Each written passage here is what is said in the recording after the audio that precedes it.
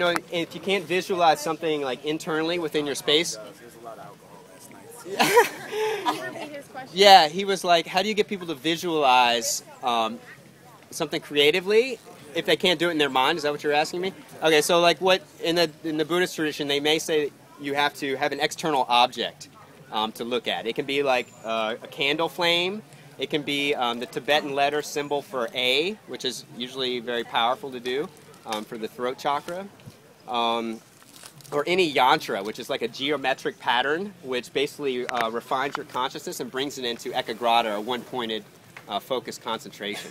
So like having an external object just to focus your mind, and like anytime you catch yourself thinking, it's just like go back to your vision, go back to the vision, so that if you stare at it long enough and you close your eyes, it'll get burned and imprinted on your eyelids.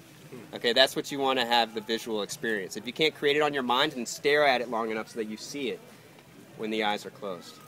Yeah.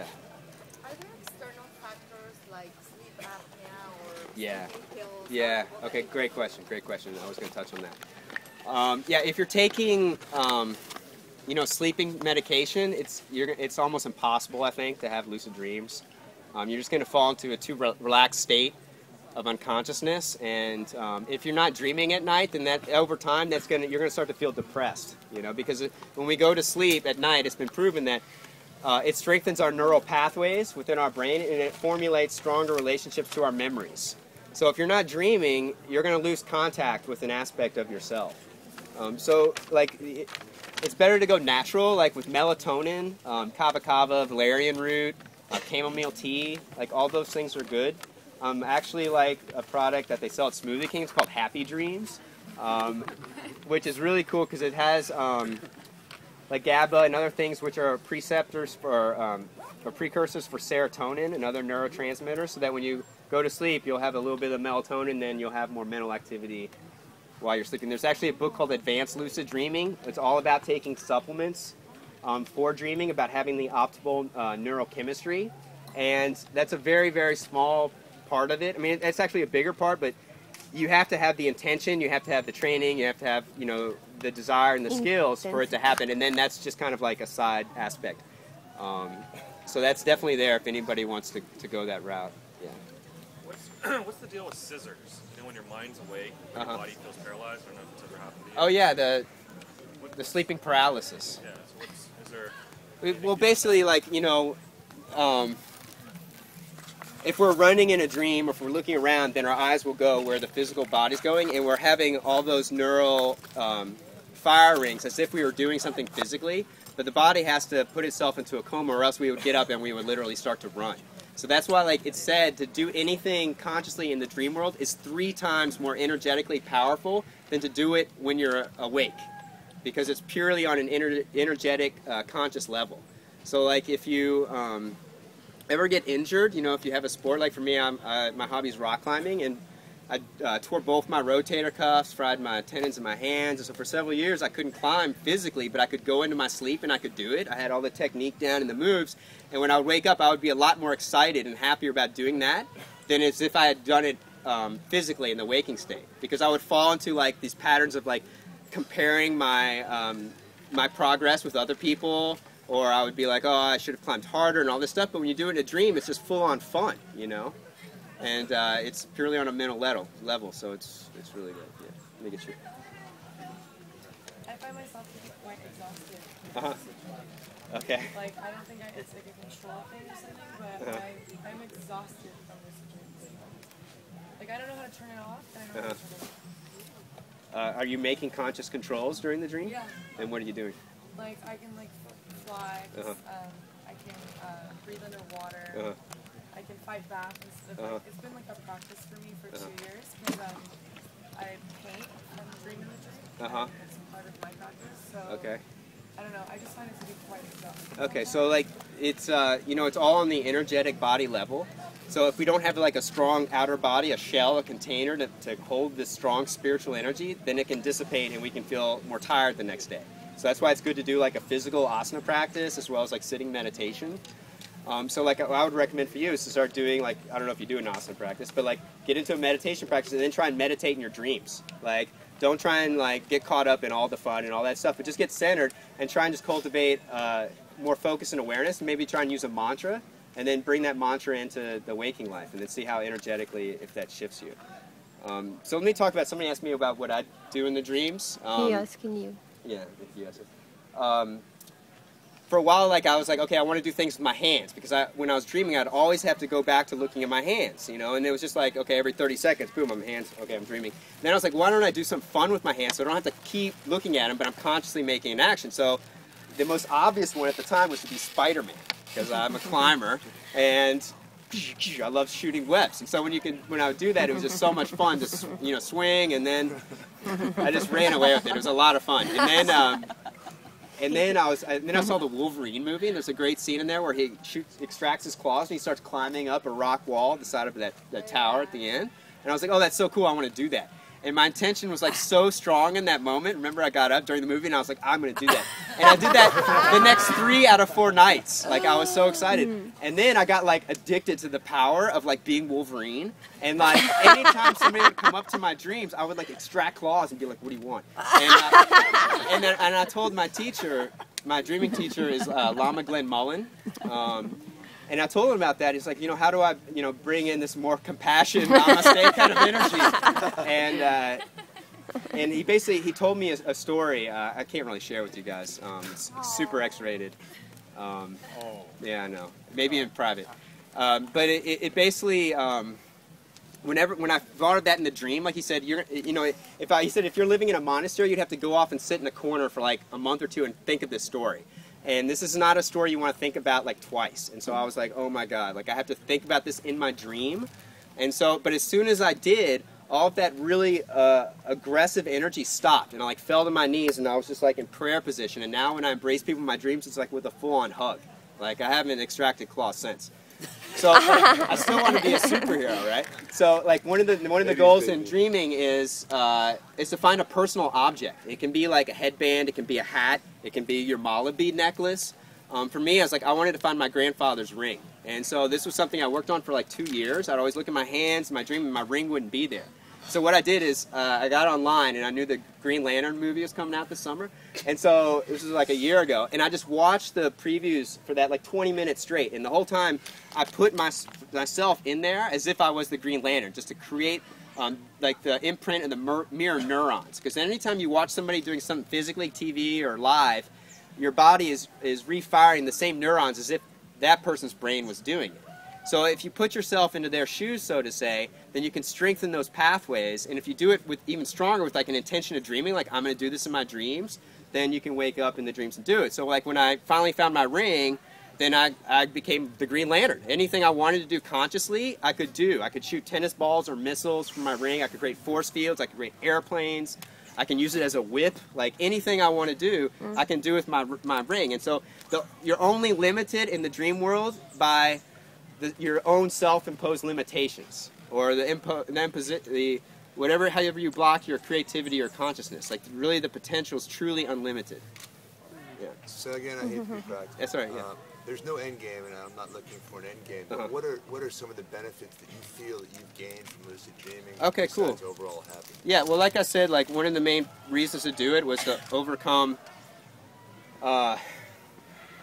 To have success in the Bardo realm. So they said, the cool thing is that they say in the Tibetan tradition, if you're only successful one time in your life in dreaming, then that will guarantee that you'll be successful in death, after life, in the Bardo realms. So they say like a beginning practitioner may take them a month or 2 before they wake up after life and be like, oh my God, I've died. An intermediate practitioner may be a couple weeks, and then somebody who's like advanced, it may just be, you know, instantaneously or a day. And so when you realize, oh my gosh, I've died, then you don't respond anymore to what you're viewing, and you can, you know, go to Nirvana or the field of Buddhas. Many people can be years over there. Yeah, you can get stuck there and be wandering ghosts. Yeah. Talk about other people or energies that you meet in your dreams. Yeah, you can learn a lot in dreams. If you get into the Tibetan tradition, a lot of the sacred texts have come from dreams. Like people find like tablets written in stone, and then they'll come back and they'll bring out these new teachings. I've seen yoga poses in my dreams that I've never seen in the books anywhere else, that have taught me aspects of the practice that I've never learned from anybody else, that have really helped me out. there's just like, there's so much that I've done. Like even if I just like get conscious and I'm just like fly up to space, like preparing my soul to God, like I'm going to the source of spirit. You know, the more you do that, then the more that facet or that desire of your being gets strengthened. And so like I have, you know, confidence that when I die, you know, I've fared pretty well in the dream world, so supposedly I'm going to do pretty well in death. So I can live my life more fully because I don't live in fear. You know, when you realize the role that you're playing in life, you don't hold back. Like you live it full on, you know, full on gusto. Yeah. Is it at all possible to meet others in dreams? Yeah, that's a big thing. Shared dreaming. I know that was part of Inception. There's also another movie called Paprika, where people did shared dreamings. There's a great book by Carlos Castaneda, The Art of Dreaming, where they do that several times. Generally, to do it, you have to do it with a female practitioner because females are natural dreamers, and the masculine energy is more rare in the universe, so it's preyed upon. So that's why guys have to wear gold rings. And if you do shared dreaming, I've never heard of guys and guys doing shared dreaming, but I've heard of guys entering into other girls' dreams or girls helping other guys in the dreams. I haven't been able to learn a specific technique to do that, but I've heard of several stories and instances of that happening. It's happened that on a couple of occasions I've had THC, and my partner from afar has like emailed me the next day saying that she could feel that I did it. Yeah. So is there a high potential for me and this person to meet in dreams? Of course. Yeah, absolutely. Because, you know, everything's all connected. You know, it's the web of life. And, you know, we're basically, our pineal and pituitary gland are like organic antennas that tap us into the larger flow of the ocean of the universal energy. So that's why, like, we've all had the experience of thinking of somebody and then they'll call us or we'll run into them, you know. We all have the ability of heightened sense of intuition. So you can absolutely tap into that space in dreaming. Absolutely.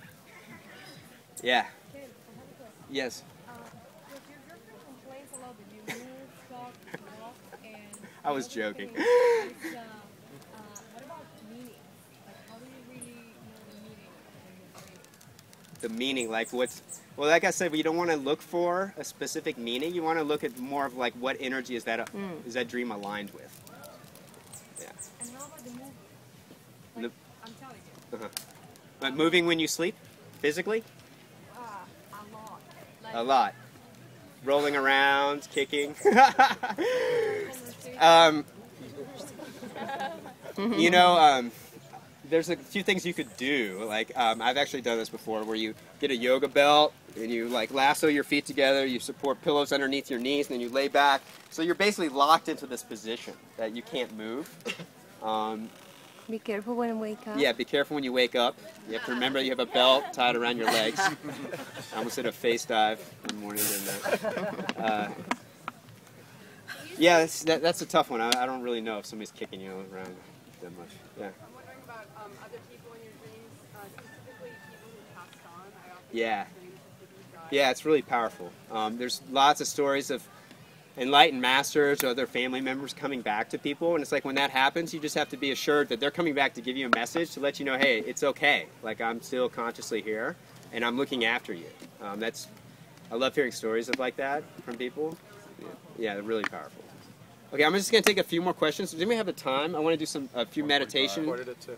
Quarter to 2? All right, maybe just a few more minutes, and then we're going to do some meditation, visualization, and breathing real quick. Just logistics as far as the room. Recommend really dark, a little light. Yeah, okay, that's a good question too. It helps to have, you know, you don't want to have too much artificial light because it's been shown that can actually retard the molecules within your system and can create cancer, supposedly. So you don't want to have too much artificial light. But I've heard like sleeping with a small night light or even a candle is good for holding the remembrance of the intention. We stayed at a Buddhist center, and the woman who runs the center has red lights around her room, and so when she turns on at night, the whole room glows red. And so red is a big energy for the throat chakra of staying in remembrance of the dream. So when you go to sleep at night, they said you should be breathing in and out of the throat chakra, and as if that was projecting the red light out into the room. All right. Okay, a couple more. Yeah. So there's a woman on the boat who is launching a